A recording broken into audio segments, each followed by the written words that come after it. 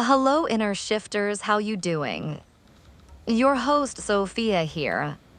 Oh, friend, this one's near and dear. Let's talk about embracing progress over perfection, because if there's one belief that quietly steals joy from the journey of wellness, it's the idea that if we can't do it all perfectly, we shouldn't do it at all. And I think we both know that's not just unkind, it's completely unsustainable. I want you to imagine this. You've just decided you're ready to take better care of yourself. You're feeling inspired, motivated.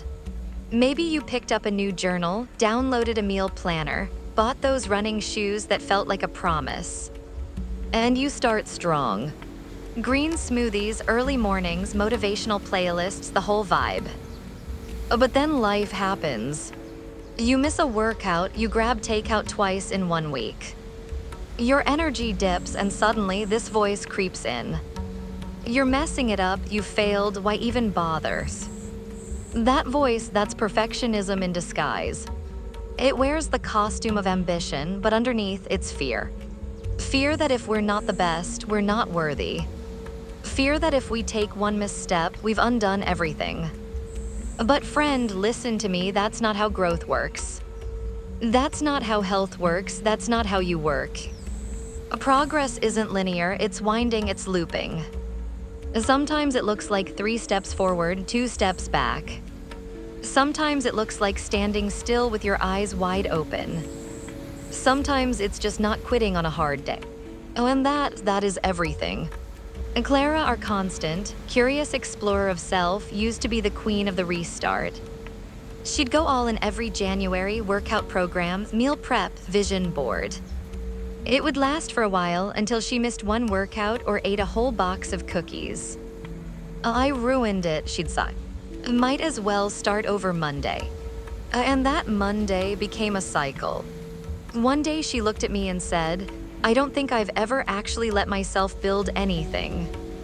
I've just kept trying to restart perfect. That hit like lightning, so she shifted. She gave herself permission to be in progress, to not start over every time she slipped, but to keep going. To build resilience, not rigidity. And you know what happened, she stuck with it. Not because she was perfect, but because she finally realized that the missteps were part of the dance. There's something deeply freeing about deciding that your wellness journey is going to be real, not curated. You stop comparing yourself to other people's highlight reels.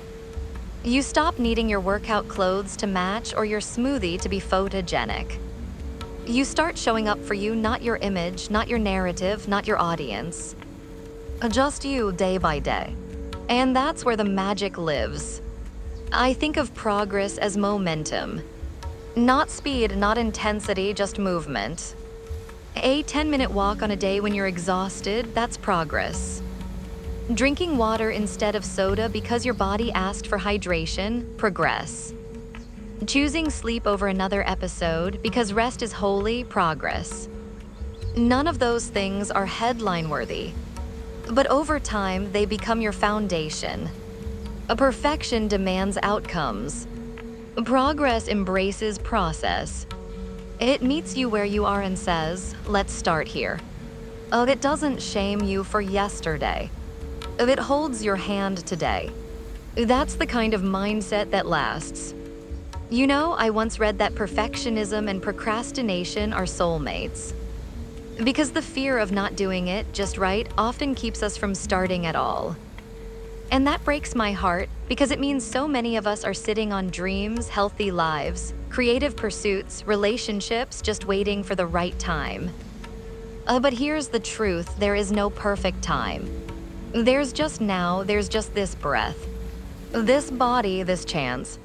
I love the story of Mateo, our quiet transformer. The one who never made a big deal about his shifts, but who changed everything about his life by embracing consistency over drama. He didn't join a fancy gym. He didn't announce his goals. He just started walking every evening, rain or shine. Some days 20 minutes, some days more. He called it his mental reset. One day I asked him how he stayed motivated. He smiled and said, I stopped needing to be amazing. I just needed to be there. He lost weight, yes. But more than that, he gained peace. Not because he did everything right, but because he refused to give up when things got messy. That's progress. And here's something wild. The human brain literally wires itself through repetition, not perfection. Neuroplasticity is the science of that truth. It shows us that every time you choose the better option, even if you don't choose it every time, you're reinforcing a new path. Like brushing through tall grass until a trail forms. That path gets easier to walk, then eventually becomes the one your body prefers. But it only happens through grace and practice, not punishment.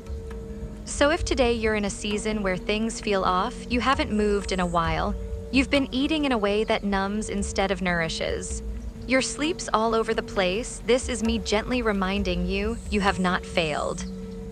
You're simply between beats. And the next node, it's yours to write. You don't need a clean slate. You just need a deep breath and the next kind step. What if we stopped measuring success in days we get it perfect and started counting the days we returned? What if the fact that you're still trying, still curious, still here was evidence of your strength? Because it is.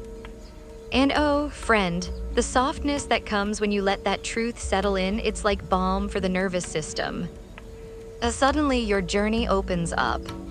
You stop sprinting toward a finish line and start building a life. One where you can rest and rise. One where your worth isn't hinged on how many boxes you check, but how often you choose to come back to yourself with kindness. That's what embracing progress over perfection is all about. It's saying, I can trust my slow days. I can find beauty in my stumbling. I can be proud of myself for just showing up. And I hope more than anything that today you feel that pride. Not because you crushed a workout or made the perfect meal, but because you're still walking, still choosing, still becoming. Let's talk about connecting with your why. This one right here, it's the anchor. It's what makes all the effort feel less like obligation and more like devotion. Because let's be real, choosing health isn't always easy. Getting up early to move your body, skipping the sugary snack when you're feeling low, making time for sleep in a world that glorifies hustle, it takes intention. And the difference between burning out and showing up again and again, it's often knowing why it matters to you. Not to your doctor, not to your favorite influencer, you. When you know your why, it becomes your compass. It reorients you when motivation fades. It reminds you that this journey isn't about looking a certain way or checking boxes. It's about the kind of life you want to live. I'll tell you about Clara, how could we not? There was a season where she was chasing wellness because she thought she had to. She counted calories, followed every trend, wore the tracker, measured the sleep. But she felt disconnected from it all, tired, rigid, unsure what it was really for. Then one day, she wrote a letter to her future self 10 years from now. And what she wrote floored her. It wasn't about abs or milestones. It was about waking up with energy. About playing with her niece without getting winded. It's about loving her body enough to be fully in her life. That became her why. And once she knew it, everything softened. Health stopped feeling like a burden and started feeling like home. Your why might be about energy or longevity or confidence. Or reclaiming your space in your own skin. It might be about feeling light when you wake up. Or being a role model for your kids. Or simply proving to yourself that you can be kind to you. No why is too small or too big. The only thing that matters is that it's true. Mateo was quiet but powerful. His dad had a heart attack at 52, and suddenly, the gym wasn't about reps, it was about resilience. His why wasn't to avoid fear, it was to honor life. That's the kind of motivation that lasts when discipline gets tired. So if you're ever feeling stuck or asking yourself, why am I doing this again? Pause, breathe. Put your hand on your heart and ask, what do I want to feel? Who do I want to be? What kind of life am I creating with this one small choice? Write it down, stick it on the fridge. Whisper it to yourself before bed.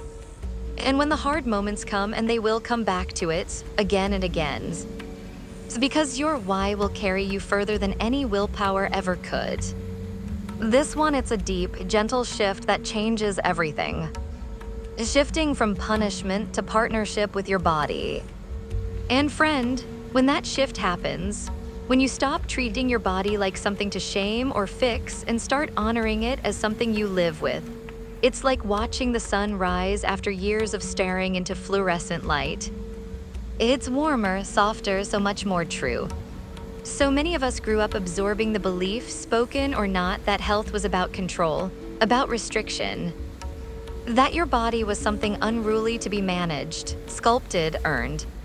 That if you didn't like how you looked or felt, the solution was to crack down harder, eat less, move more, push through, tighten up, get it together.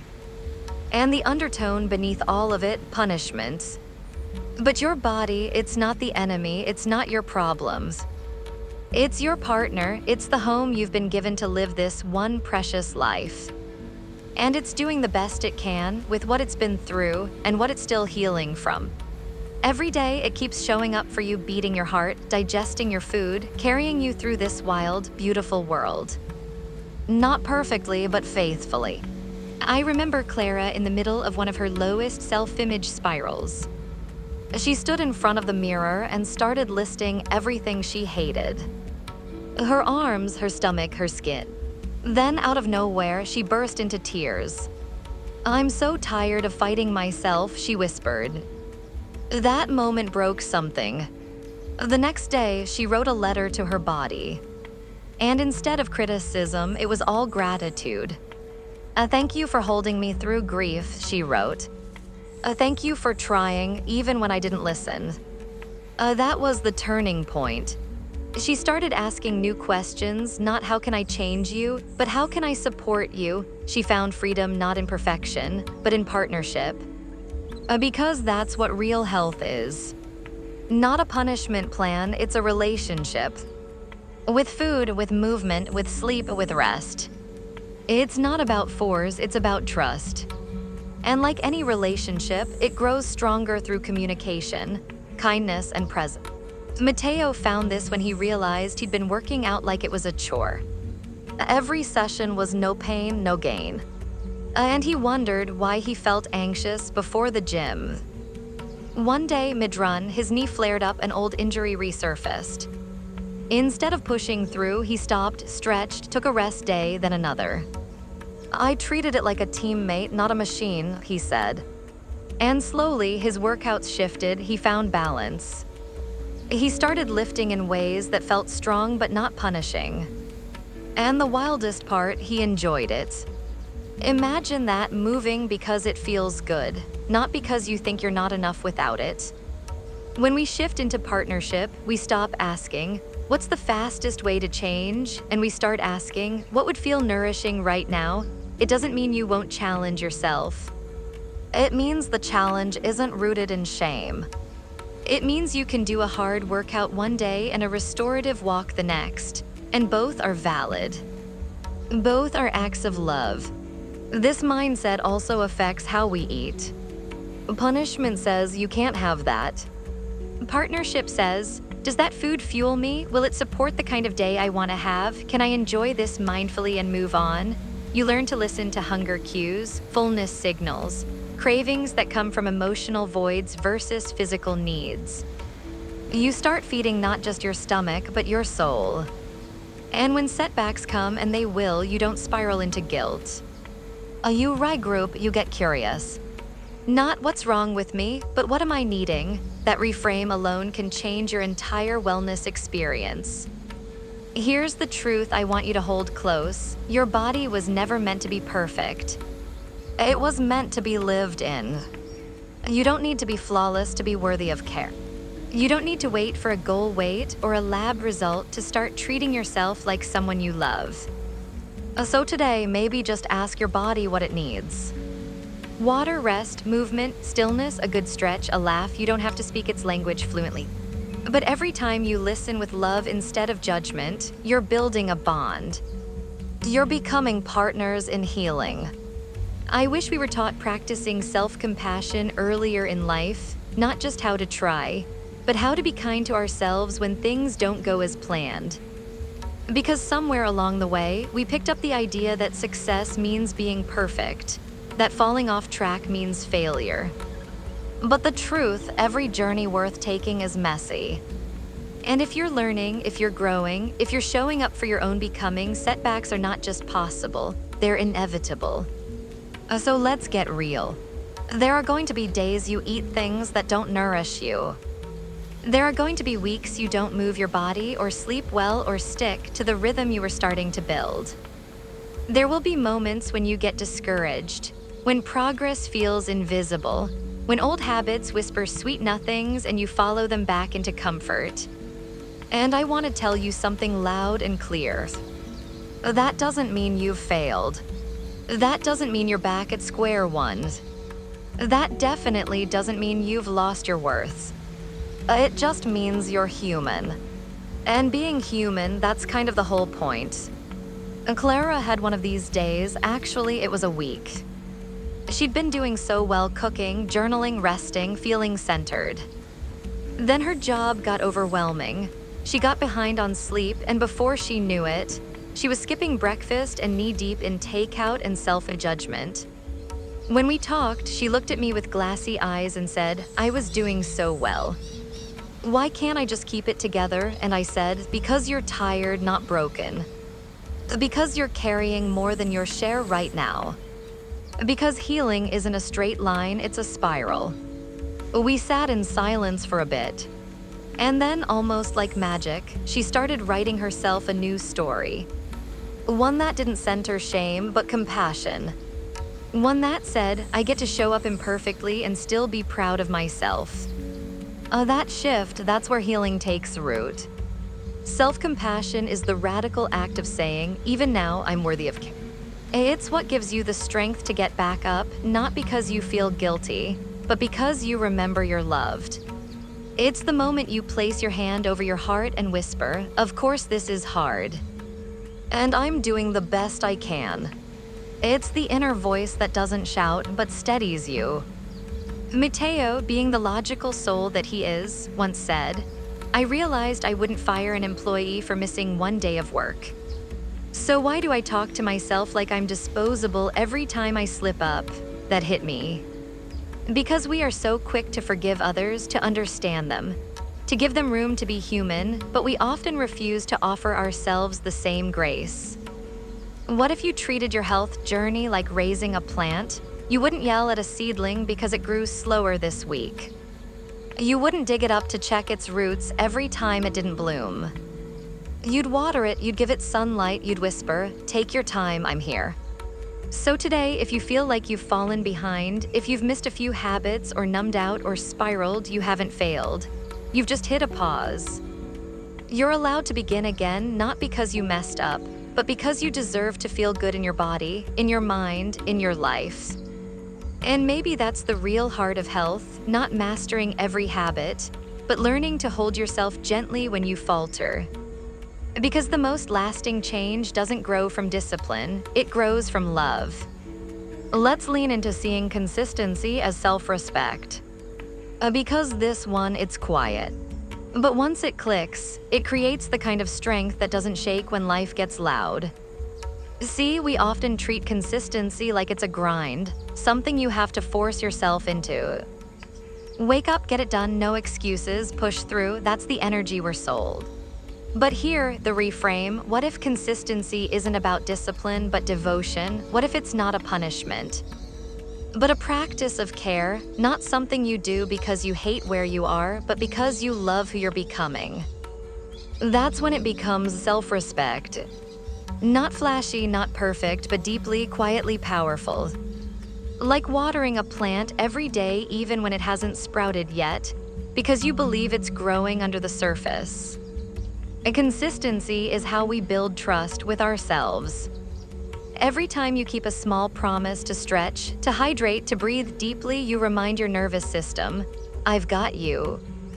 Oh, that message rewires everything. And it tells your body it's safe. It tells your mind it's supported.